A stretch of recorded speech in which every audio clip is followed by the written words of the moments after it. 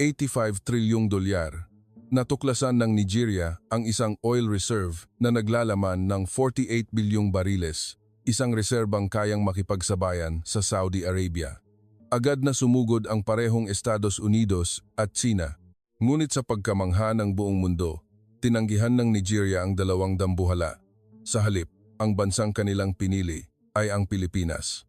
Isang reporter ng BBC ang nagtanong na may halong pang-aalipusta. Talaga bang mapagkakatiwalaan ninyo ang isang maliit na bansa tulad ng Pilipinas? Sa mismong sandaling iyon, nagliyab sa galit si Pangulong Ocoro. Ano ba talaga ang nangyari? Ngayon, ang buong katotohanang nakakagulat ay ibubunyag. Bago tayo magsimula, mangyaring suportahan ang Pilipinas sa pamamagitan ng pagpindot sa subscribe button, pag-like at pag-iwan ng komento. Pilipinas, mabuhay. Ako, si Adeconle Adebayo. Sa kasalukuyan, ako ang punong inhinyero ng Nigerian National Petroleum Corporation. Nakuha ko ang aking PhD sa Petroleum Engineering sa University of London sa England at nagtrabaho ako sa Shell sa loob ng 15 taon. Pagkatapos noon, nagpasya akong bumalik upang pagsilbihan ang aking sariling bayan. Ang Nigeria ay isang malawak ngunit nahihirapang bansa na may populasyon na higit sa 200 milyong katao. Matatagpuan kami sa baybayin ng kanlurang Africa, nakaharap sa karagatang Atlantiko. Naging kolonya kami ng Britanya sa loob ng halos isang siglo. Ang aking lolo sa tuhod ay nagtrabaho sa mga plantasyon ng kakao at ang aking lolo ay muntik nang mamatay sa isang minahan ng lata. Bagamat nakamit namin ang kalayaan noong 1960, nanatiling nakakapit sa amin ang kahirapan. Ang aming GDP ay mas mababa pa kaysa sa rehiyon ng Calabarzon sa Pilipinas at kalahati ng aming populasyon ay nabubuhay sa mas mababa sa $5 bawat araw. At pagkatapos, natagpuan namin ang langis. 2 taon pa lang ang nakalilipas, sumugod ang ministro ng likas na yaman sa palasyo ng Pangulo, mahigpit na hawak ang isang ulat mula sa exploratory drilling, Ginoong Pangulo. Kumpirmado na, nanginginig ang boses ng ministro. Mina ng Pag-asa. 48 bilyong bariles. Biglang tumahimik ang silid pulungan. 48 bilyong bariles. Isang numerong sapat na para mabuhay nang marangya ang buong populasyon namin sa loob ng 200 taon. Isang lawak na maihahambing sa maalamat na gawar field ng Saudi Arabia. Ngunit may isang bagay na kakaiba. Walang sinuman ang natuwa. Walang sigawan. Kahit isang palakpak. Tumingin ang Pangulo sa labas ng bintana na tila wala sa sarili, habang ang ministro ng pananalapi ay nakayuko. Nanginginig ako habang itinaas ko ang baso ng tubig sa aking mga labi dahil alam naming lahat kung ano ang mangyayari sa aming bansa sa sandaling kumalat ang balitang ito sa buong mundo. Sa screen ng silid pulungan, nakapaskil pa rin ang breaking news ng CNN. Nagpapatuloy ang kaguluhan sa Cameroon matapos bumagsak ang gobyerno. Nakuha ng mga kumpanyang Amerikano ang karapatan sa pamamahala sa Bakassi Oil Belt. 3 buwan na ang nakalipas mula nang mangyari iyon. Naganap ang lahat sa loob lamang ng kalahating buwan matapos ipahayag ng Cameroon na tataasan nila ang produksyon ng langis. Ang US State Department ay naglabas ng pahayag na sumusuporta sa pagpapanumbalik ng demokrasya. 10 araw pagkatapos noon, ang mga karapatan sa pagmimina at pagrerepina ng Cameroon ay napunta sa mga kamay ng mga korporasyon ng enerhiya ng Amerika. At ano ang nakuha ng mga taga-Cameroon? $800 milyong bawat taon sa ilalim ng pangalang Peace Fund na wala pang 4% ng kita mula sa mga minahan ng langis. Nagsalita ang Pangulo na may mabigat na tinig. Nakalabas na ba ang ulat ng exploratory drilling? Hindi pa, Ginoong Pangulo, ngunit ang mga aktibidad ng drill rig ay tiyak na naitala ng mga satellite, isang bagay na lang ng panahon. Kung gayon, wala na tayong gaanong oras, puno ng pagresignasyon ang boses ng Pangulo. Noong gabing iyon, hindi ako makatulog. Naglakad-lakad ako sa mga kalsada ng Abuja. Tahimik pa rin ang lahat gaya ng dati. Ang mga nagtitinda sa palengke, mga taxi driver, mga guro wala pa silang alam, ngunit malapit na nilang malaman. Sa isang kapihan, narinig ko ang isang matandang lalaki na nagsasabi sa kanyang apo, "Apo, noong bata pa ako, nakakita rin sila ng mga minahan ng diamante dito. Tapos po, Lolo, ang tanging naiwan ay mga burol na hukay-hukay at mga ilog na kontaminado. Pinahiram lang natin sa kanila ang ating lupa. Nagtanong muli ang apo, paano po kung makakita sila ng langis? Mag-iiba na po ba sa pagkakataong ito? Hindi po ba, Lolo? Hindi makasagot ang matanda. At ako rin. Makalipas ang 3 araw, nagsimulang magkagulo sa hangganan. Nagsimulang dumagsa ang mga refugee mula sa Cameroon. Dumating sila sakay ng mga truck, bus at kahit naglalakad. Sa isang checkpoint sa hangganan, isang babae ang umiiyak habang nagmamakaawa. Pakiusap, padaanin ninyo kami.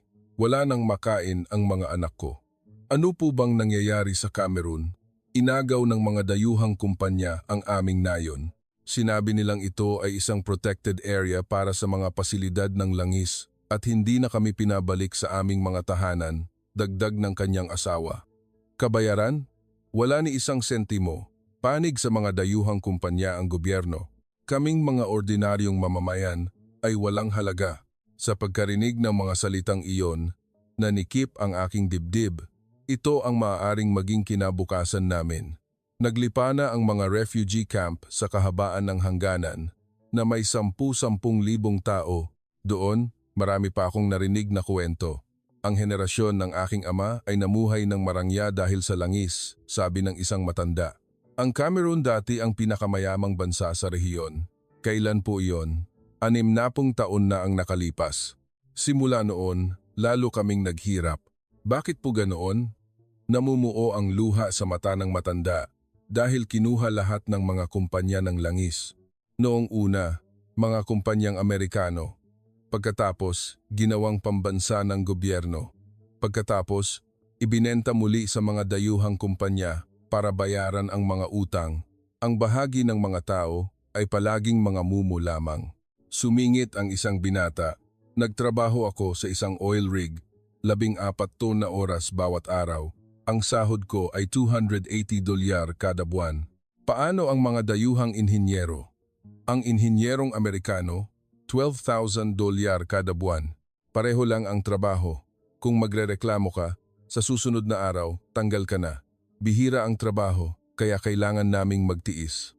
Sa paglalakad sa mga refugee camp na ito, hindi ko maiwasang isipin, ito ang maaaring maging kinabukasan namin. Sumiklab ang isang malaking protesta sa Central Square ng Abuja. Libo-libong tao ang nagtipon. Nakasulat sa mga banner, hindi kami magiging pangalawang Cameroon. Isang estudyante sa kolehiyo na may mikropono ang sumigaw, ang langis ay hindi isang biyaya. Pinatunayan na iyan ng kasaysayan. Tingnan ninyo ang Nigeria, tingnan ninyo ang Angola. Kung mas mayaman sa likas na yaman ng isang bansa, mas naghihirap ang mga mamamayan. Umalingaw-ngaw ang mga sigawan, isang kinatawan ng unyon ang nagsalita. Ang aming mga magulang ay nagtrabaho para sa mga kumpanyang British. Ang aming henerasyon ay nagtrabaho para sa mga kumpanyang Canadian. Ngayon, gusto ninyong magtrabaho kami para sa mga kumpanyang Amerikano.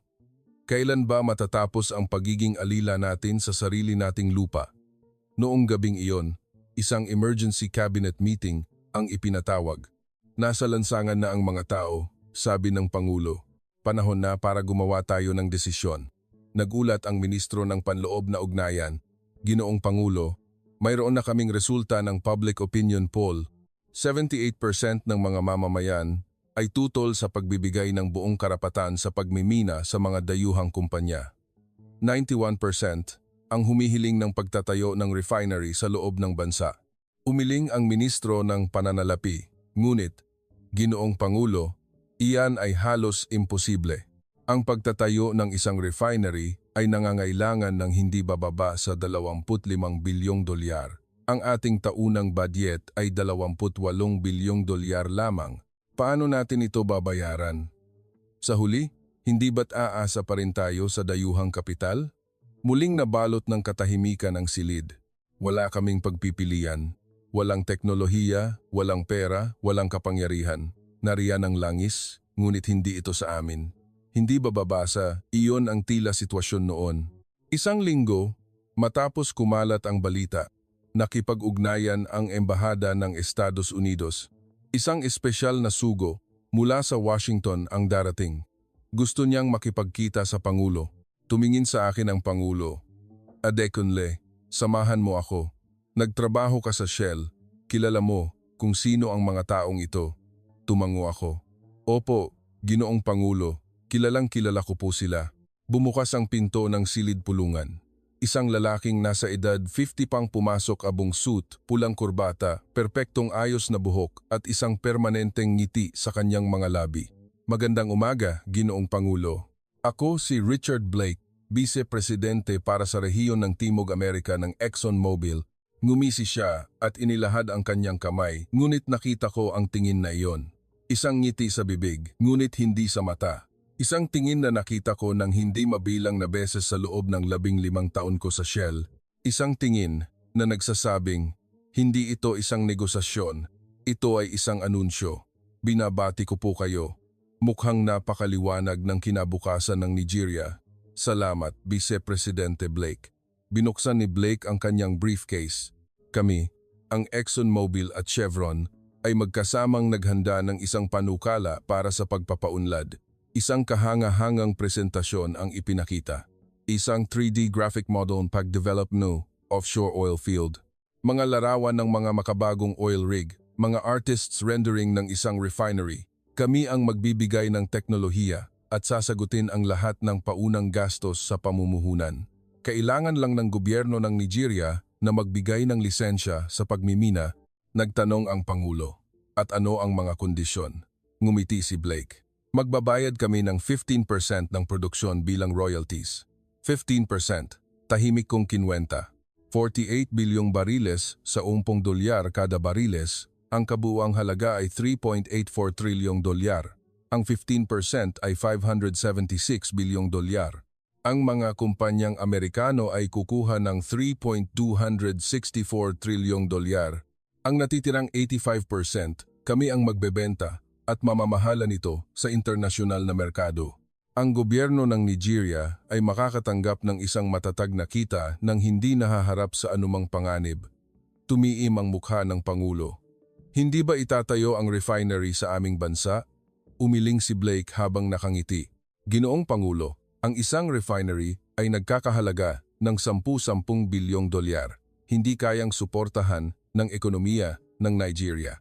Mas episyente kung irerepina natin ito sa Texas at bibigyan kayo ng mga end product at mga trabaho para sa aming mga tao. Siyempre, maaari kaming umupa ng mga 800 manggagawa sa mga pasilidad, 800 tao, sa populasyon na 200 milyon. At bilang mga unskilled laborer lamang, nanahimik ang Pangulo, hindi ko na napigilan. Ginoong Vice Presidente, maaari ba akong magtanong? Tiningnan ako ni Blake na may kaunting inis. Sino ka? Adekunle Adebayo, punong inhinyero ng Nigerian National Petroleum Corporation. Nagtrabaho rin ako sa Shell sa loob ng 15 taon. Nagbago ang kanyang tingin, isang pagkilala sa isang kasamahan sa industriya at kasabay nito, isang paghamak. Naiintindihan ko. Ano ang tanong mo? Alam mo ba kung ano ang ginawa ng Norway? Bahagyang nanigas ang ngiti ni Blake. Norway? Oo, ang Norway ay nakatuklas din ng langis sa North Sea noong dekada 70. Noong panahong iyon, parehong-pareho ang alok ng mga kumpanyang Amerikano. Kami ang magmimina para sa inyo at makakakuha kayo ng 15%. Alam mo ba kung ano ang isinagot ng Norway? Hindi sumagot si Blake. Sinabi nilang hindi. Gagawin namin ito ng mag-isa. Nagtatag sila ng isang pambansang kumpanya, natutunan ng teknolohiya at nagtayo ng mga refinery. Alam mo ba kung magkano na ang National Wealth Fund ng Norway ngayon? 1.7 trilyong dolyar. Bawat mamamayan ay hindi direktang nagmamay-ari ng mga ari-arian na nagkakahalaga ng 3,000,000 dolyar. Lubos na katahimikan ang bumalot sa silid. Nawala na ang ngiti ni Blake. Sinabi niya, Dr. Adebayo, magkaiba ang Norway at Nigeria. Saan sila magkaiba? Ang Norway ay isang maunlad na bansa. Mayroon silang teknolohiya, kapital, infrastruktura. Samantalang ang Nigeria, iniwan niyang bitin ang pangungusap, ngunit narinig naming lahat ang kasunod. Ang Nigeria ay isang di maunlad na bansa. Ano ang magagawa ninyo? Gawin ninyo na lang ang sinasabi sa inyo. Binalingan niya ang Pangulo. Ginoong Pangulo, hayaan ninyo akong maging prangka. Bumaba ang kanyang boses. Ang seguridad ng rehiyong ito ay napakahalaga. Nakita na ninyo ang sitwasyon sa Cameroon. Nanliit ang mga mata ng Pangulo. Ano ang ibig mong sabihin? Ang isang hindi matatag na gobyerno ay isang malaking panganib sa pag-unlad ng mga yaman. Kung makikipagtulungan kayo sa amin, titiyakin din ng gobyerno ng Estados Unidos ang katatagan ng Nigeria. Natigilan ako. Iyon ay isang banta. Isang banta na sinabi ng may ngiti. Kung hindi kayo makikipagtulungan sa amin, sasapitin ninyo ang sinapit ng Cameroon. Dahan-dahang nagsalita ang Pangulo, Ginoong Vice Presidente, pag-aaralan namin ito at sasagutin namin kayo sa lalong madaling panahon. Tumayo si Blake. Siyempre, ngunit wala na tayong gaanong oras. Marami pang ibang interesadong partido. Umalis siya sa silid. Sumara ang pinto at isang mabigat na katahimikan ang bumalot sa silid. Sabi ng Pangulo, Adekanle, tama siya. Hindi natin ito kayang gawin mag-isa. Sumagot ako ng matapat. Ginoong Pangulo, sa praktikal na aspeto, napakahirap.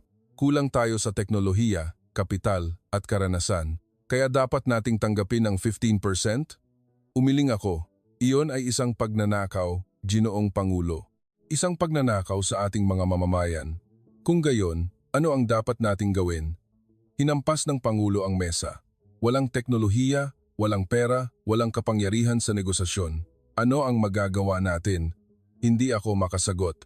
Noon, nag-aatubiling nagsalita ang ministro ng Ugnayang Panlabas. Ginoong Pangulo, nakipag-ugnayan na rin ang China. China? Opo. Sabi nila, mag-aalok sila ng mas magandang kondisyon. Bumuntong hininga ang Pangulo. Mas magandang kondisyon. Nakaramdam ako ng kaba dahil alam ko kung ano ang ibig sabihin ng mas magandang kondisyon ng China. Kinabukasan, dumating ang sugo ng China. Ang pangalan niya ay Wang Wei, espesyal na kinatawan ng China National Petroleum Corporation, CNPC. Ang kanyang kilos ay ganap na naiiba kay Blake.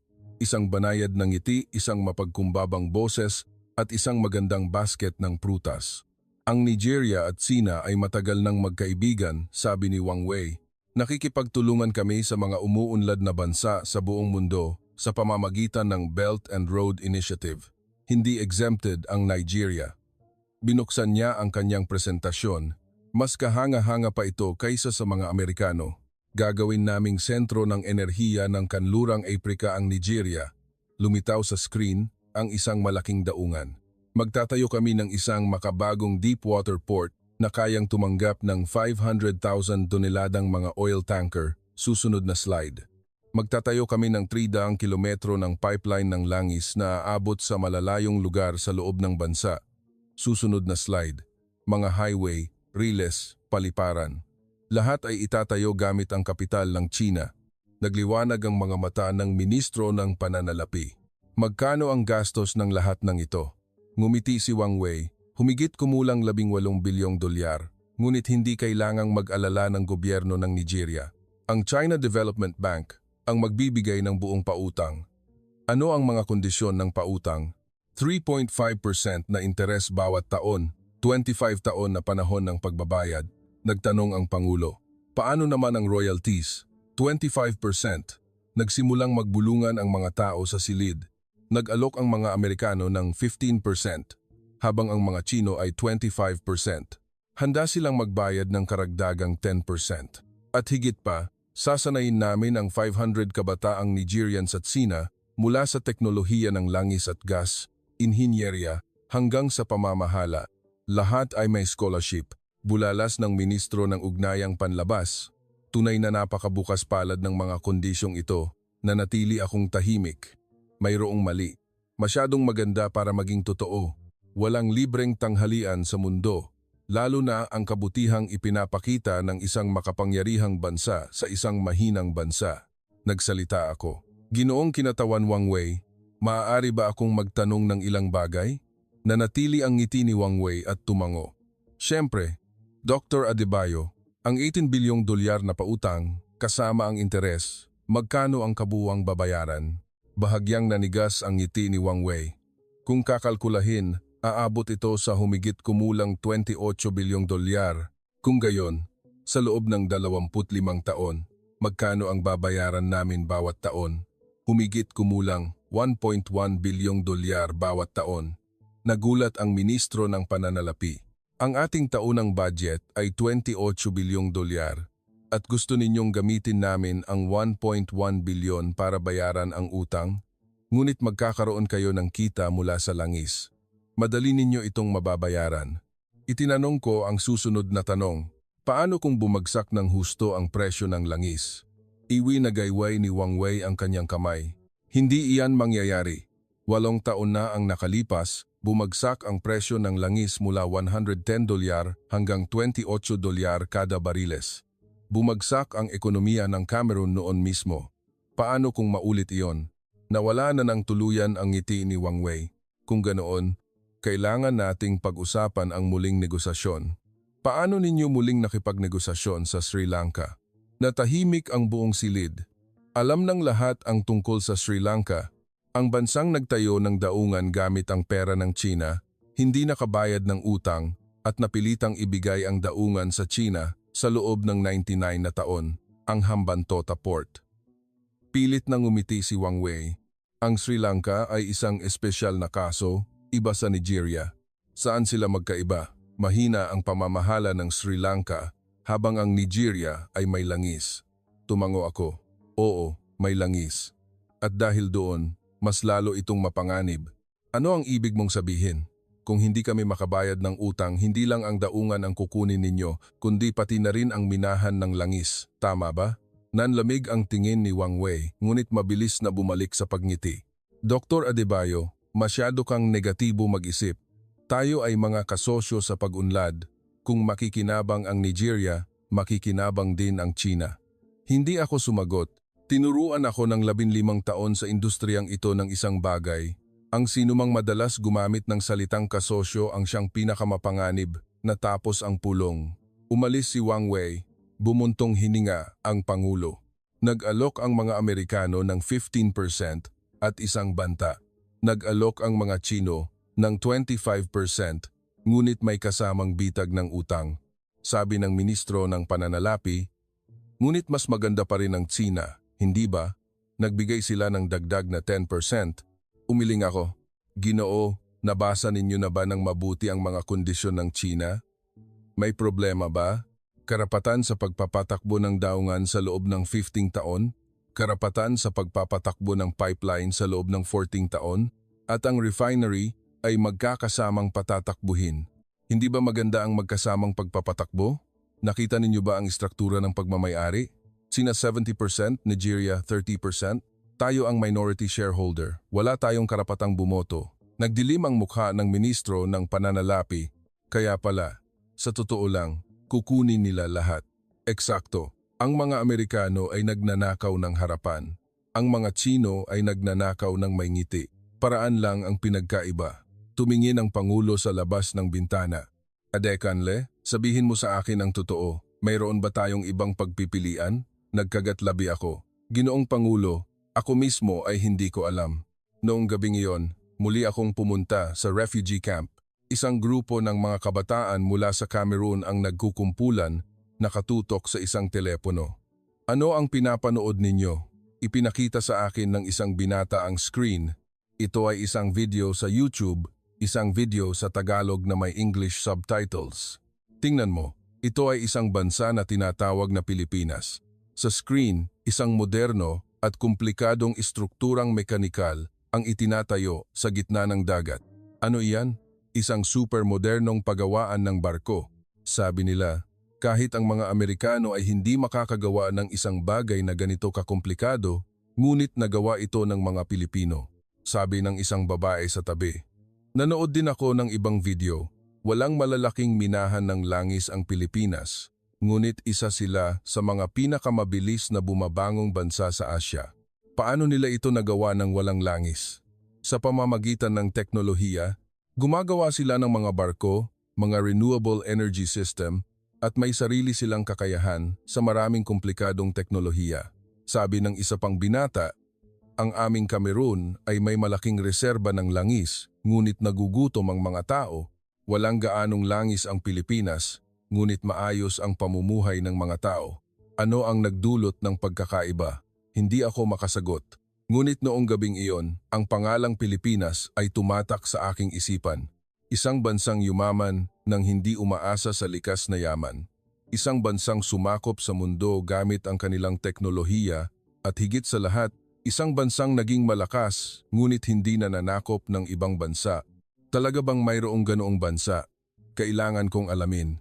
Ang aming kinabukasan ay maaring nakasalalay dito. Lumipas ang 10 araw, lalong lumala ang sitwasyon. Nagsimula ng magtulungan ang Estados Unidos at Tsina. O mas tamang sabihin, nagsimula silang magtulungan sa ilalim ng mesa para idiin kami. Una, ang Estados Unidos. Isang artikulo ang lumabas sa CNN.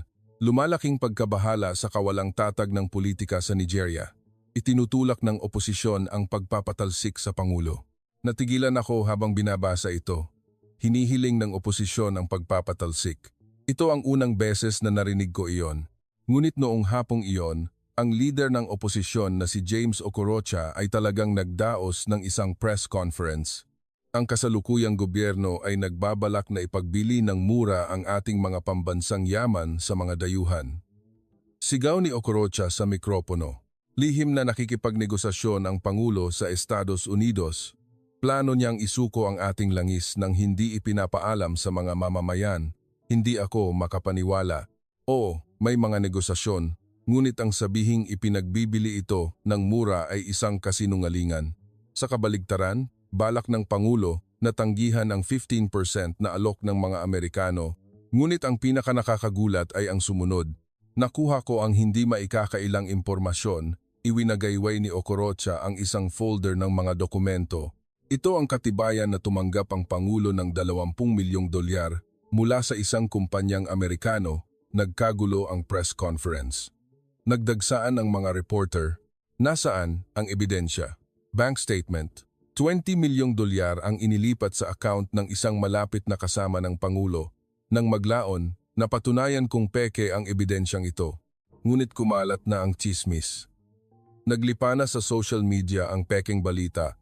Ipinagbili ng Pangulo ang bansa, tuta ng mga Amerikano, patalsikin. Nagpatawag ng emergency meeting ang Pangulo. Ano ba ang nangyayari? Maputla ang kanyang mukha.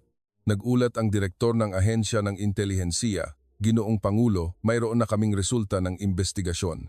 Ang leader ng oposisyon na si James Okorocha ay 3 beses na pumunta sa Beijing noong nakaraang buwan.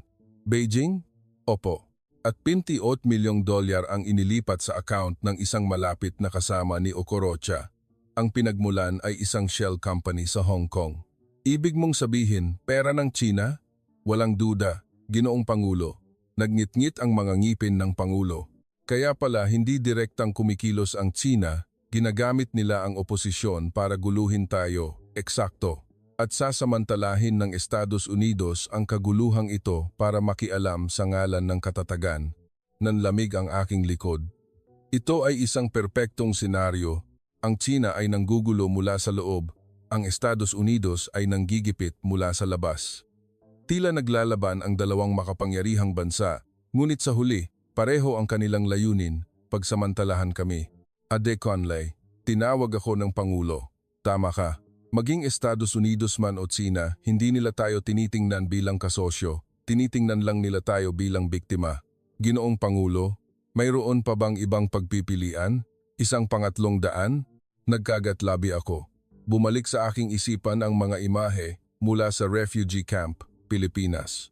Isang bansang yumaman ng walang langis. Isang bansang gumagawa ng mga teknolohiyang hinahangaan maging ng mga Amerikano. Ginoong Pangulo, mayroon akong gustong alamin. Ano iyon? Pilipinas. Itinaas ng Pangulo ang kanyang kilay. Pilipinas? Iyong maliit na bansa sa Asya? Opo. Ang kanilang teknolohiya sa pandagat ay sinasabing nangunguna sa mundo.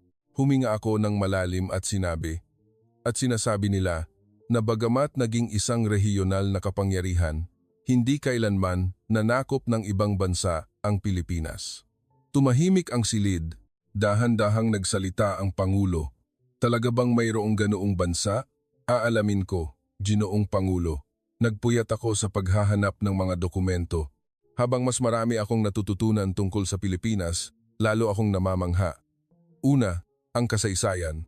Ang Pilipinas ay dumanas ng mahigit 300 taon ng kolonyalismo sa ilalim ng Espanya at halos 50 taon sa ilalim ng Amerika. Pagkatapos ay ang mga digmaang sumira sa bansa. Nang matapos ang digmaan, ang GDP per capita ng Pilipinas ay isa sa mga pinakamababa sa mundo, mas mahirap pa kaysa sa ilang mga bansa sa Africa. Ngunit ngayon, ang kanilang GDP per capita ay lumalago ng kahanga-hanga at itinuturing silang isang bagong tiger cub economy ng Asia. Isang ekonomiya na nasa top 40 sa buong mundo. Isang milagrosong pag-unlad sa loob ng ilang dekada. At ang nakakamangha, nakamit nila ito nang hindi umaasa sa masaganang yaman ng langis at gas. Paano ito naging posible? Pinag-aralan ko ang mga industriya ng Pilipinas, paggawa ng barko at inhinyeriyang pandagat. Ang Pilipinas ay umuusbong bilang isang pandaigdigang sentro para sa paggawa ng barko at mga komplikadong istrukturang mekanikal. Lalo na sa larangan ng mga istruktura sa dagat, mayroon silang natatanging kakayahan. Napansin ko lalo na ang mga FPSO. Ang FPSO, Floating Production, Storage and Offloading, ay isang lumulutang na sistema na nagsisilbing isang planta sa dagat, ginagamit para sa pagkuha, pagproseso, pag-iimbak, at pag-export ng krudo. Hindi ito nangangailangan ng sistema ng pipeline papunta sa baybayin. Isang perpektong teknolohiya para sa mga bansang tulad ng aming Nigeria. May sariling kakayahan ang Pilipinas sa pagdidisenyo, paggawa, at pagpapatakbo ng mga komplikadong sistemang ito na kumukuha ng malaking bahagi sa pandaigdigang merkado. Nalaman ko rin ang tungkol sa Pambansang Korporasyon ng Langis ng Pilipinas, PKLP. Ito ay isang negosyong pag-aari ng estado ng gobyerno ng Pilipinas. Nagsagawa sila ng mga proyekto sa pagpapaunlad ng langis at gas sa maraming bansa sa buong mundo, Algeria, Venezuela, Angola, Ehipto. Mga umuunlad na bansa tulad namin. Binasa ko ang mga review mula sa mga bansang ito. Isang opisyal mula sa Ministry ng Enerhiya ng Ehipto ang nagsabi sa isang panayam, itinuring kami ng Pilipinas bilang mga pantay na kasosyo. Hindi nila ipinagdamot ang teknolohiya at ibinahagi ang mga benepisyo ng patas. At higit sa lahat, lagi nilang tinutupad ang kanilang pangako. Vice-Ministro ng Langis ng Angola. Dumating ang Pilipinas pagkatapos ng digmaang sibil. Nang matakot ang ibang mga bansa sa panganib at umalis, nanatili ang mga Pilipino. Sila ang nagsanay sa aming mga batang inhinyero. Ngayon, 35% ng mga tauhan na nagpapatakbo ng aming mga pasilidad sa enerhiya ay sinanay sa Pilipinas. Ministro ng Enerhiya ng Venezuela. Unang nag-alok ang China, ngunit pinili namin ang Pilipinas. Gusto ng China na magtayo ng daungan at kunin ang karapatan sa pagpapatakbo sa loob ng 99 na taon. Ang Pilipinas, sa kabilang banda, ay nagmungkahing magtayo ng daungan at ilipat ang teknolohiya sa amin pagkatapos ng 30 taon. Ito ay magiging ganap na pag-aari ng Venezuela. Habang binabasa ang mga dokumentong ito buong gabi, napaiyak ako. Talagang mayroong ganoong bansa. Isang bansang pinipili ang pakikipagtulungan sa halip na pagsasamantala, isang bansang marunong magbahagi sa halip na mang-agaw. Kinabukasan, tumakbo ako sa palasyo ng Pangulo. Ginoong Pangulo, natagpuan ko na. Binasa ng Pangulo ang aking ulat. Bawat pahina, nagbabago ang kanyang ekspresyon. Totoo ba ito? Talagang ginagawa ito ng Pilipinas? Paglilipat ng teknolohiya, patas na paghahati ng benepisyo, lahat ng impormasyon ay napatunayan na, Ginoong Pangulo, at may isa pa, inilipat ko sa huling pahina. Ito ang lakas militar ng Pilipinas. Militar. Ang Pilipinas ngayon ay isa sa mga nangungunang kapangyarihang militar sa rehiyon ng Timog Silangang Asya. Ang kanilang hukbo ay itinuturing na isa sa mga pinakasanay sa labanan at may pinakamalawak na karanasan sa mundo. Sa ganyang lakas, napakadali para sa kanila na sakupin ang Nigeria. Nanlaki ang mga mata ng Pangulo. Kung gayon, bakit hindi sila nananakop ng ibang bansa? Huminga ako ng malalim at sumagot. Mula nang muling pag-isahin ang bansa noong 1975, hindi kailanman naglunsad ng digmaang pananakop ang Pilipinas. Sa loob ng mahigit 40 taon, nagpadala sila ng mga tropa sa mga misyon ng United Nations para sa pagpapanatili ng kapayapaan. Hindi kailanman sila umagaw ng lupa o nagnakaw ng yaman ng ibang bansa. Tumingin ang Pangulo sa labas ng bintana. Lakas para sa depensa, hindi para sa opensa. Eksakto, Ginoong Pangulo. Ang doktrinang militar ng Pilipinas ay depensa at pagpigil. Dahan-dahang tumango ang Pangulo.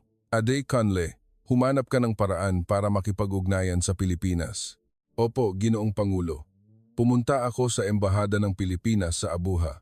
Mukha itong isang maliit na opisina kaysa sa isang embahada na may iilang kawani lamang. Ipinapakita nito na hindi gaanong malapit ang relasyon ng dalawang bansa. Dumating ako ng walang appointment. Kayo po ang tagapayo ng Pangulo? Ano po ang sadya ninyo? Tanong ng receptionist na may pagtataka. Gusto kong makausap ang konsul. Napaka-urgent nito. Maya-maya, lumabas ang isang lalaking nasa edad 40. Magandang araw. Ako si Miguel Santos, konsul ng Embahada ng Pilipinas. Ako si Adekunle Adebayo, punong inhinyero ng National Petroleum Corporation. Pumasok kami sa isang maliit na silid pulungan. Nagtimpla ng kapeng barako ang konsul at nagtanong, ano po ang maipaglilingkod ko sa inyo? Huminga ako ng malalim at nagsabi, gusto kong malaman kung interesado ang Pilipinas na makilahok sa pagpapaunlad ng aming mga yaman sa langis at gas. Ibinaba ng konsul ang tasa ng kape. Paumanhin, maaari ninyo po bang ulitin? Nakatuklas kami ng isang minahan ng langis na may 48 bilyong bariles sa karagatan. Nag-alok na ang Estados Unidos at Sina. Ngunit naghahanap kami ng pangatlong kasosyo.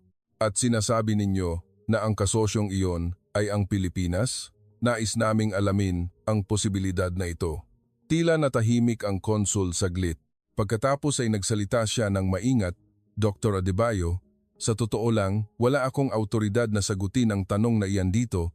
Ito ay isang bagay na pagpapasyahan ng gobyerno sa aming bansa. Alam ko. Kaya't hinihiling kong iparating ninyo ang mensaheng ito sa kanila. Siyempre, ngunit maaari ba akong magtanong? Sige lang po. Bakit Pilipinas?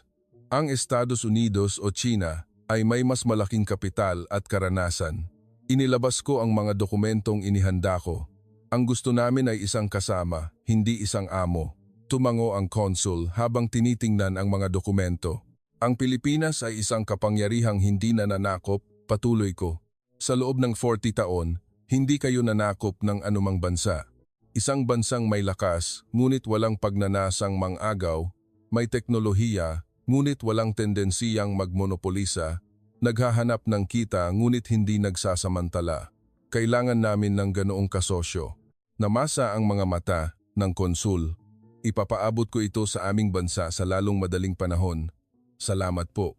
Pag-alis ko sa embahada, nakaramdam ako ng kaba. Papayag kaya ang Pilipinas?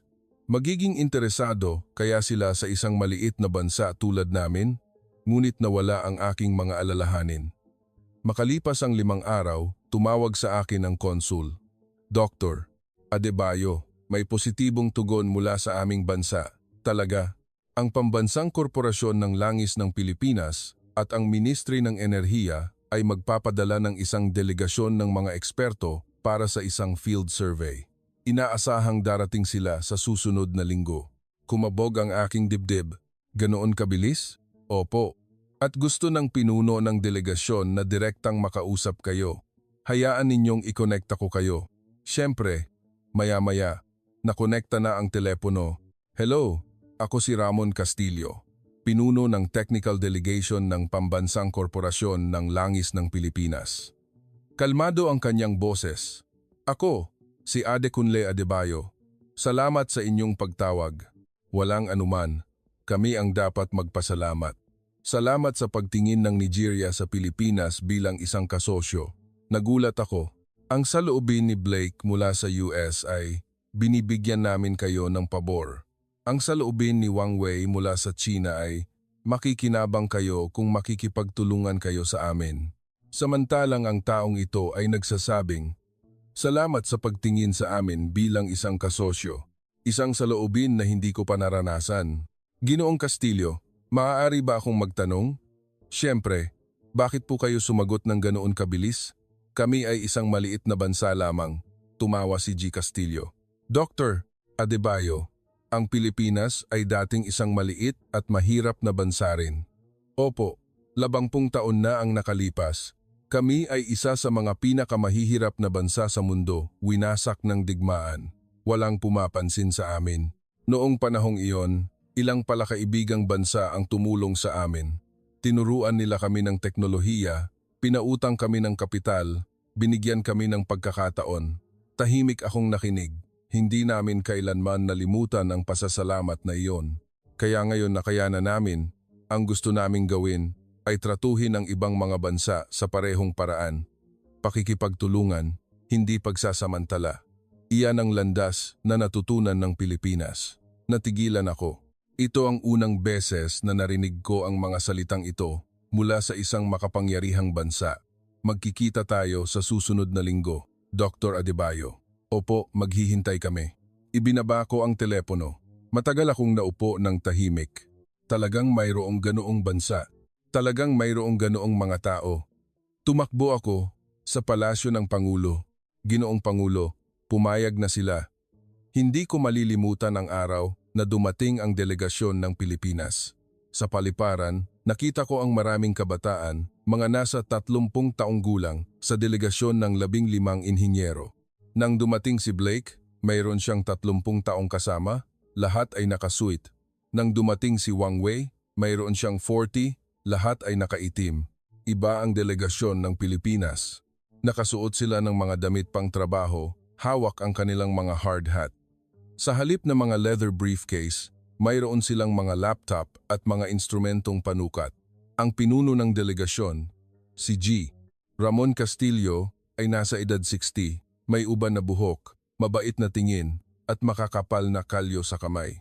Mga kamay ng isang taong nagtrabaho ng husto sa labas. Isang karangalan. Ako si Ramon Castillo, inilahad niya ang kanyang kamay. Adebayo, salamat sa pagdating ninyo mula sa napakalayong lugar. Walang anuman. Kami ang dapat magpasalamat sa pagbibigay sa amin ng pagkakataong ito. Sa sasakyan mula sa paliparan papuntang hotel, nagtanong si G. Castillo, Dr. Adebayo, ano ang schedule bukas? Sa umaga, makikipagkita kayo sa Pangulo.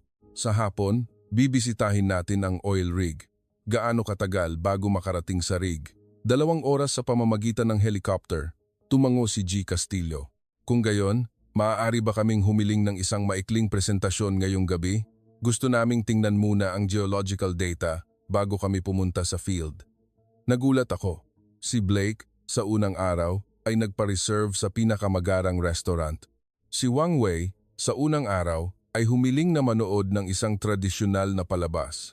Samantalang si G. Castillo, sa unang araw, ay gustong magtrabaho. Siyempre, ihahanda ko ang mga materyales. Noong gabing iyon, nagsimula ang pulong sa conference room ng hotel.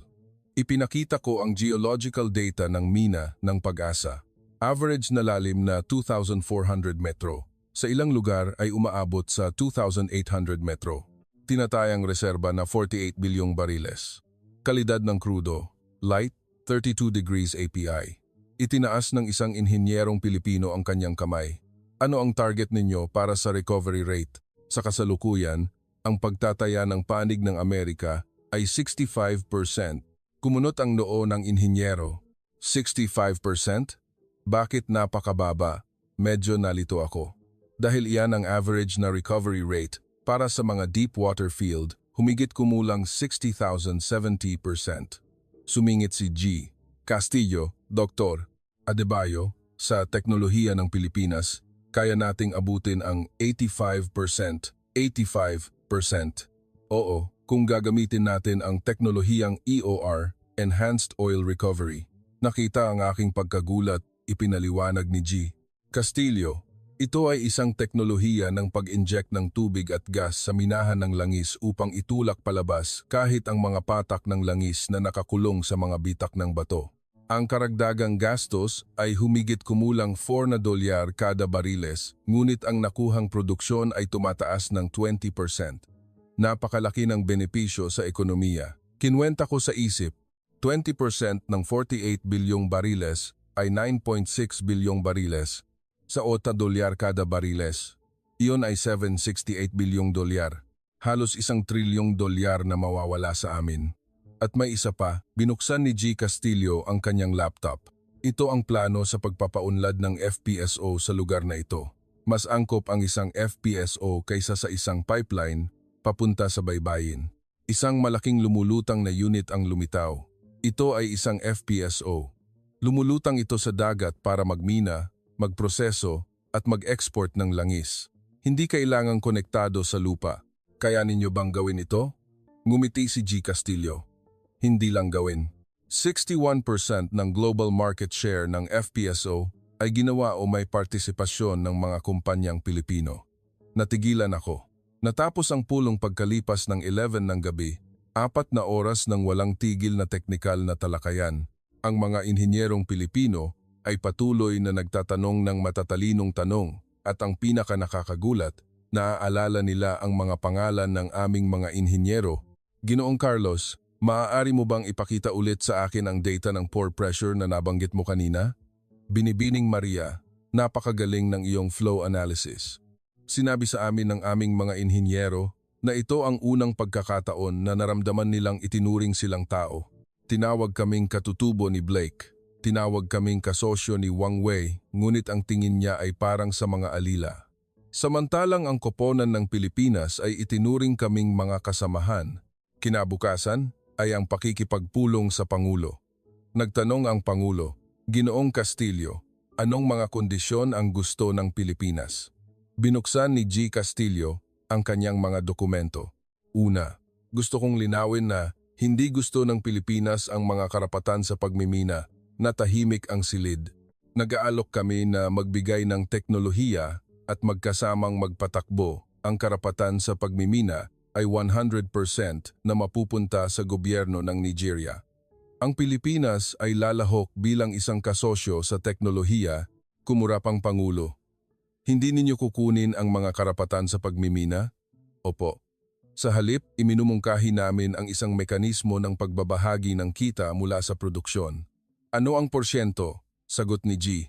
Castillo, Nigeria 70%, Pilipinas 3%. Muling napuno ng bulungan ang silid. Inalok kami ng US ng 15%, ng China ng 25% at ng Pilipinas ng 70%. Nagtanong ng may pagdududa ang ministro ng pananalapi, 70% sa amin? Seryoso ka ba? Siyempre, dahil iyan ay yaman ng Nigeria, nagbibigay kami ng teknolohiya at kapital. At bilang kapalit, nakakatanggap ng 30% ng kita. Nagtanong ang Pangulo ng maingat. Paano ang refinery? Itatayo namin ito sa Nigeria. Isang refinery na may kapasidad na 400,000 bariles bawat araw gamit ang teknolohiya ng Pilipinas. Ang tinatayang gastos ay humigit kumulang $6.5 bilyong. Tutulungan namin kayong makakuha ng pautang mula sa mga bangkong pag-aari ng Estado ng Pilipinas at maaari ninyong bayaran ang utang gamit ang kita mula sa langis. Interes. 1.8% bawat taon, 25 taon na termino, muling nayanig ang silid. Nag-alok ang China ng 3.5%, ang sa Pilipinas ay kalahati lang. Nagtanong ako, paano kung hindi kami makabayad ng utang? Mariing sumagot si G. Castillo. Muli tayong mag-uusap. Hindi kumukumpiska ng ari-arian ang Pilipinas. Bakit? Ang kunin ito, tulad ng sa kaso ng Sri Lanka, ay mas makakabuti para sa Pilipinas, hindi ba? Natahimik si G. Castillo saglit at nagsalita. Dr. Adebayo, ang Pilipinas ay dating napakahirap din. Nasa bingit kami ng pambansang pagkabangkarote. Noong panahong iyon, nag-donate pa ang aming mga mamamayan ng ginto para bayaran ang utang ng bansa. Naiintindihan namin ang bigat ng utang, kung gaano ito kasakit. Lubos na katahimikan ang bumalot sa silid. Gusto namin ng isang pangmatagalang pakikipag-ugnayan, hindi isang panandali ang kita. Kung babagsak ang Nigeria, mawawalan din ang Pilipinas. Kung magiging malakas at mayaman ang Nigeria, magkakaroon din ng matatag na supply ng langis ang Pilipinas, namasa ang mga mata ng Pangulo. Ginoong Castillo, bakit ito ginagawa ng Pilipinas? Sa totoo lang, hindi ko maintindihan. Kalmadong sumagot si G. Castillo, Ginoong Pangulo, ang aming bansa ay dating sinakop din ng mga dayuhan, inapi sa loob ng daan-daang taon. Dumanas kami ng mga malupit na digmaan. Namuhay kami sa ilalim ng presyon ng mga makapangyarihang bansa. Bahagyang naging emosyonal ang boses ni G. Castillo. Naiintindihan namin ang sakit ng isang maliit at mahinang bansa. Kaya, nang magkaroon kami ng lakas, nangako kami sa aming sarili na hindi namin gagawin ang parehong bagay sa iba. Pakikipagtulungan, hindi pagsasamantala. Iyan ang landas na pinili ng Pilipinas. Isang katahimikan ang bumalot sa silid. Tumayo ang Pangulo at inilahad ang kanyang kamay. Ginoong Castillo, pag-aaralan pa namin ito at sasagutin namin kayo. Siyempre, huwag po kayong magmadali. Kinabukasan, pagkaalis ng delegasyon ng Pilipinas, isang bagyo ang dumating. Unang bumalik si Richard Blake mula sa US. Sa pagkakataong ito, hindi siya nakangiti. Ginoong Pangulo, narinig kong nakipag-ugnayan kayo sa panig ng Pilipinas. Tinitingnan namin ang iba't ibang opsyon. Nanlamig ang tingin ni Blake. Hayaan ninyong maging prangka ako. Ang Pilipinas ay maaaring kasosyo ng Estados Unidos, ngunit ang seguridad sa enerhiya ay ibang usapin. Ano ang ibig mong sabihin? Ang mga yaman ng rehiyong ito ay direktang nauugnay sa seguridad ng Western Hemisphere. Ang pakikilahok ng Pilipinas ay magpapagulo sa lahat ng bagay. Tumiim ang mukha ng Pangulo. Ito ay isang banta. Ito ay isang payo, Ginoong Pangulo. Alam ninyo kung bakit nagkaganyan ang Cameroon, hindi ba? Ang isang maling pagpili ay iniwan niyang bitin ang pangungusap, ngunit malinaw na malinaw ang kahulugan. Pagkaalis ni Blake, lumitaw si Wang Wei. Ginoong Pangulo, narinig kong nag-alok ang Pilipinas ng isang napakagandang alok. Narinig ninyo? Ngumiti si Wang Wei. Ginoong Pangulo, kailangan ninyong tingnan ang katotohanan. Ang Pilipinas, sa huli, ay isang bansa lamang na nasa ilalim ng impluensya ng Estados Unidos. Makakalaban ba sila sa kagustuhan ng US? Ano ang sinasabi mo? Kung pipirmahan ninyo ang kasunduan sa Pilipinas, sa huli ay mahuhulog din kayo sa kamay ng mga Amerikano. Hindi ba't mas mabuting makipagtulungan na lang sa China mula sa simula? Malamig na sumagot ang Pangulo. Makipagtulungan sa China para matulad sa Sri Lanka na wala ang ngiti ni Wang Wei. Ginoong Pangulo, ang inyong sinasabi ay naglalagay sa amin sa alanganin. Hindi ba tayo magkaibigan? Mga kaibigang humihingi ng 99 taong karapatan sa pagpapatakbo? Iyon ay maaaring pag-usapan. Maaari naming ibaba sa utintong taon. Kahit ibaba, utintong taon pa rin. Tumayo si Wang Wei. Ginoong Pangulo, magpasya kayo ng matalino. Ang isang maling pagpili ay mag-iiwan ng pagsisisi, isa na namang banta. Noong gabing iyon, nagsalita sa telebisyon ang leader ng oposisyon na si James Okorocha. Mga kababayan, ang Pangulo ay nagbabalak na ipagbili ng mura ang ating langis sa Pilipinas. Ano ang Pilipinas? Isang bansang nakadepende sa Estados Unidos. Ang pagpirma sa Pilipinas ay nangangahulugan din na mahulog sa kamay ng mga Amerikano. Mas maganda ang mga kondisyon na inalok ng China. Bakit sila tinatanggihan? Nag-init ang ulo ko sa harap ng TV. Isang kasinungalingan, mas maganda ang kondisyon ng China, 70% laban sa 25%. Kahit sino ay makikita kung alin ang mas maganda. Ngunit hindi iyon alam ng mga nanonood ng TV. Marami ang naudyukan ng mga salita ni Okorocha. Kinabukasan, muling nagtipon ang mga nagpoprotesta sa Abuja Square. Tutulan ang kasunduan sa Pilipinas. Makipagtulungan sa China, magbitiw ang Pangulo. Naging napakadelikado ng sitwasyon. Noon mismo, nakipag-ugnayan ang BBC, humihiling ng isang panayam sa Pangulo. Tumutol ako. Ginoong Pangulo, ang BBC ay isang Western media outlet. Magtatanong lang sila ng mga bagay na makakasama sa atin. Ngunit umiling ang Pangulo, Adekanle, ang pag-iwas ay lalo lang magpapalala sa sitwasyon. Kailangan nating harapin ito. Nakatingin ang buong mundo. Kailangan nating ipaliwanag ng malinaw kung bakit pinili natin ang Pilipinas. Sa araw ng panayam, dumating ang reporter ng BBC na si James Hamilton. Isang puting lalaki na nasa edad 50 na may matalas na tingin at isang mapanuyang ngiti sa kanyang labi. Sa sandaling makita ko ang ekspresyong iyon, alam kong dumating siya para pagtawanan kami. Nagsimulang umandar ang kamera.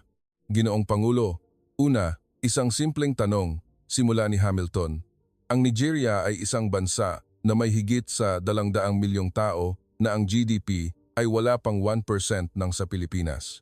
Sa ganyang kalagayan, bakit ninyo tinanggihan ang Estados Unidos at Sina para piliin ang Pilipinas? Kalmadong sumagot ang Pangulo. Dahil ang Pilipinas ang nag-alok ng pinakamagandang kondisyon, pinakamaganda, sa anong paraan, paghahati ng kita na 70,030. Nag-alok ang US ng 15%, ang China ng 25%. Mapanuyang tumawa si Hamilton. 70%? Hindi ka pani-paniwala. Bakit mag-aalok ang Pilipinas ng ganoong kagandang kondisyon? Mayroon bang lihim na pakana? Tumiim ang mukha ng Pangulo. Lihim na pakana? Oo, ang Pilipinas, kung tutuusin, ay isang kasosyo ng Estados Unidos. Ang pagpirma ng kasunduan sa Pilipinas, hindi ba't nangangahulugan din iyon na mahuhulog sa kamay ng mga Amerikano? Napakuyom ako ng kamao. Hindi ito isang tanong. Ito ay isang insulto. Ngunit nanatiling kalmado ang Pangulo. Ginoong Hamilton, isang interesanteng lohika.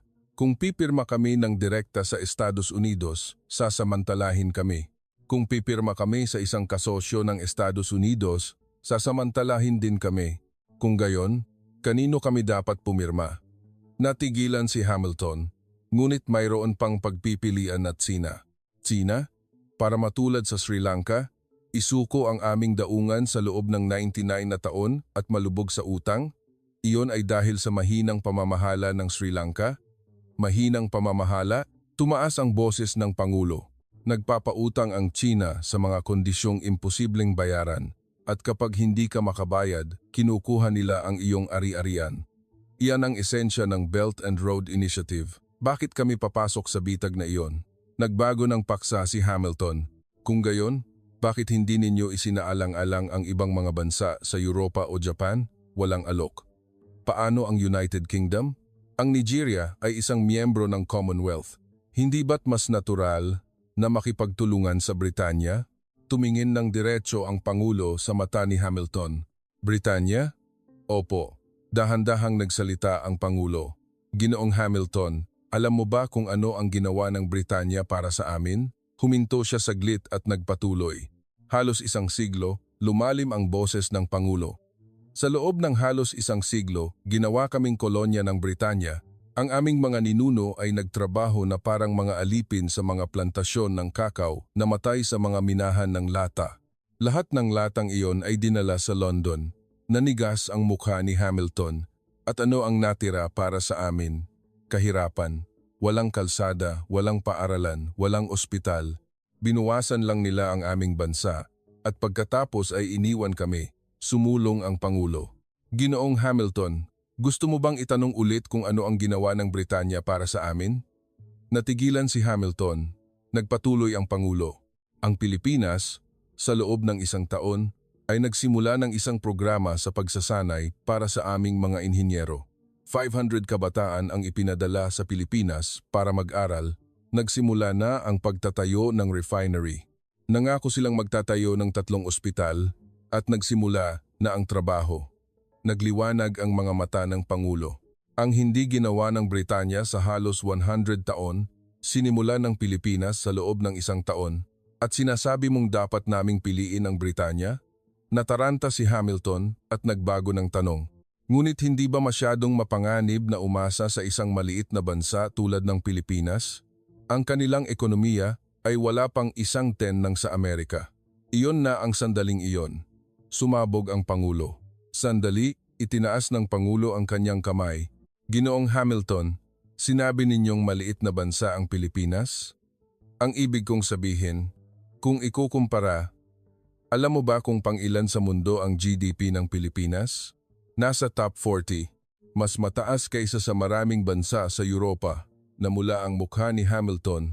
Alam mo ba kung saan nakaranggo ang kanilang industriya ng inhinyeryang pandagat at paggawa ng barko? Nangunguna sa mundo.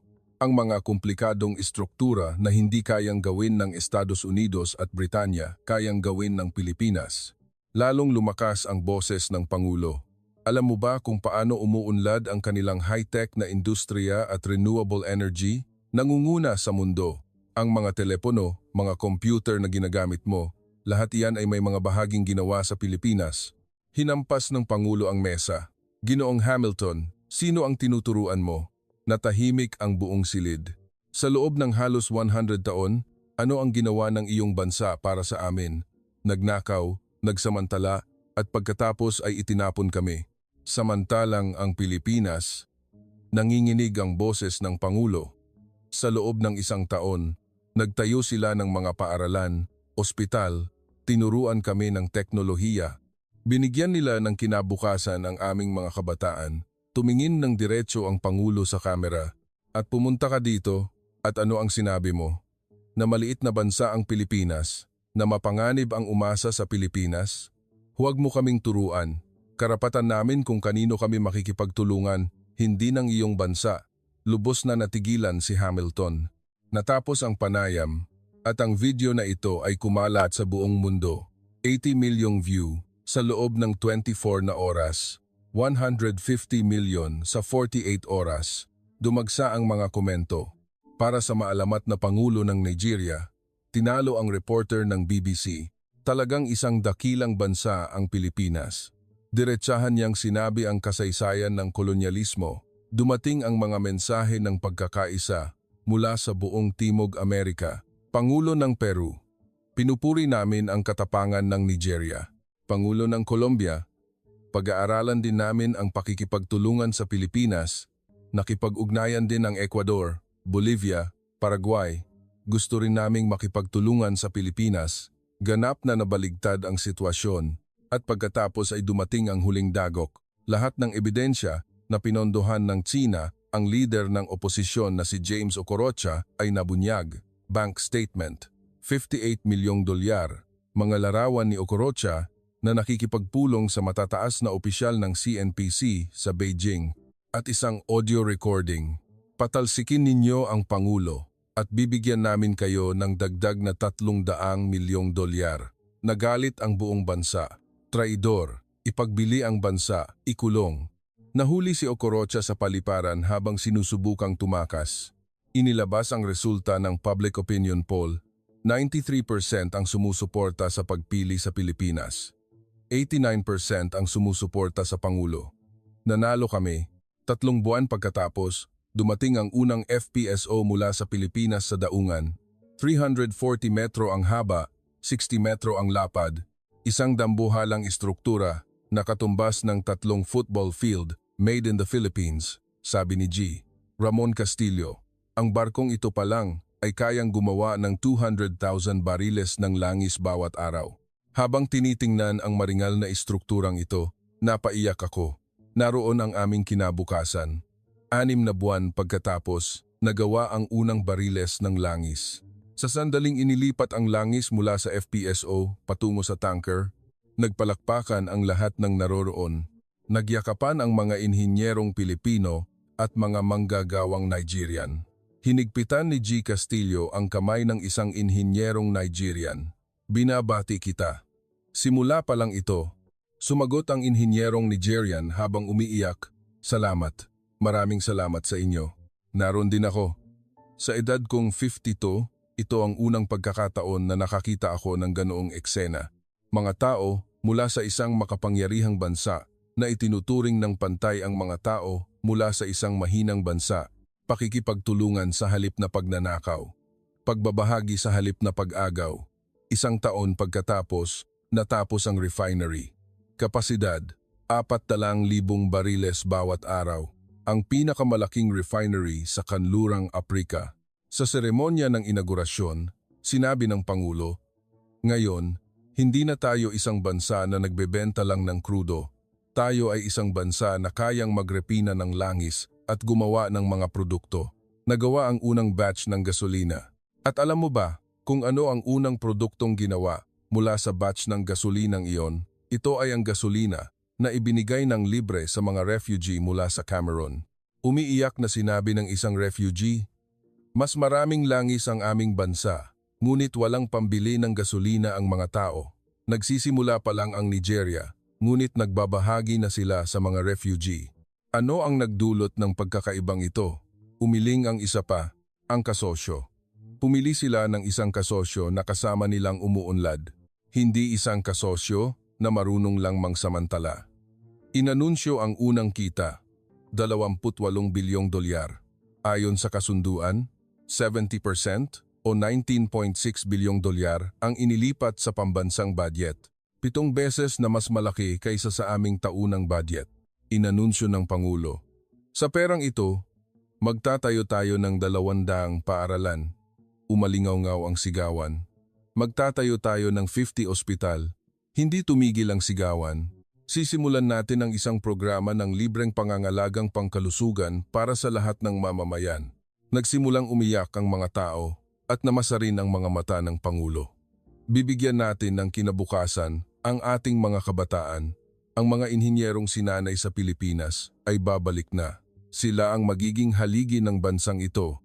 2 taon pagkatapos, 7 bansa sa Timog Amerika ang nag-anunsyo na gagamitin nila ang Nigeria-Philippines model. Peru, Colombia, Ecuador, Bolivia, Paraguay, Suriname at French Guiana. Lahat sila ay nagsimulang makipagtulungan sa Pilipinas. Nagbago ang pananaw ng internasyonal na media. The Washington Post, The Philippine Way, a new model of cooperation in the Global South. Co-development instead of exploitation. Financial Times, The Philippine Model, a new paradigm for resource development. Technology transfer and fair benefit sharing. Sa huli, maging ang Estados Unidos ay kinailangan ng aminin, tagapagsalita ng State Department, iginagalang namin ang pagpili ng Nigeria. Ang Pilipinas ay isang mapagkakatiwalaang kasosyo, at ang China ay umatras. Nagsimulang umalis ang CNPC sa Timog Amerika nang hindi na naging epektibo ang kanilang diskarte sa bitag ng utang. Ngayon, nais kong tapusin ang liham na ito. Mayroon akong gustong sabihin sa mga mamamayan ng Pilipinas. Hindi lang kayo nagbigay sa amin ng teknolohiya para magmina ng langis. Binigyan ninyo kami ng pag-asa. Pag-asa na ang isang maliit na bansa ay maaaring mamuhay ng may dignidad. Pag-asa na maaari kaming umunlad ng hindi sinasamantala. At pag-asa na, sa mundong ito, talagang mayroong isang makapangyarihang bansa na hindi nananakop. Noong natagpuan namin ang langis, nakaramdam kami ng takot, ngunit pagkatapos naming makilala ang Pilipinas, ang takot ay naging pag-asa. Hindi na namin tinitingnan ang aming yaman bilang isang sumpa. Dahil alam namin na kasama ang Pilipinas, ang yaman ay maaaring maging isang tunay na biyaya. Nagtrabaho ang aking ama sa buong buhay niya para sa mga dayuhang kumpanya. Bago siya pumanaw, sinabi niya, "Adekunle, darating ang araw na gagamitin natin ang sarili nating langis para magtayo ng mga paaralan para sa ating mga anak." Itay, dumating na ang araw na iyon. Salamat sa Pilipinas. Sa huli, mahal na mga mamamayan ng Pilipinas, sa mundong ito, mayroong 2 uri ng makapangyarihang bansa. Ang mga dumarating para kumuha at ang mga dumarating para mag-iwan ng isang bagay. Sa loob ng 150 taon, ang una lang ang aming nakilala. Hanggang sa makilala namin ang Pilipinas. Kayo ang pangalawa. Isang kapangyarihang hindi nananakop, isang kapangyarihang marunong magbigay sa halip na kumuha, at mananatili kami sa inyong tabi magpakailanman. Iyan ang nakakagulat na kuwentong isinalaysay ni Adekunle Adebayo, punong inhinyero ng Nigerian National Petroleum Corporation. Sana'y ipinakita ng video na ito kung anong uri ng bansa ang Pilipinas sa mundo. Ang dapat nating ipagmalaki ay hindi lamang ang mga numero ng paglago, kundi ang pagiging isang bansang hindi nagsasamantala, marunong magbahagi, isang kapangyarihang hindi nananakop, iyan ang Pilipinas. Kung nagustuhan ninyo ang kuwentong ito, mangyaring pindutin ang subscribe at like. Maraming salamat.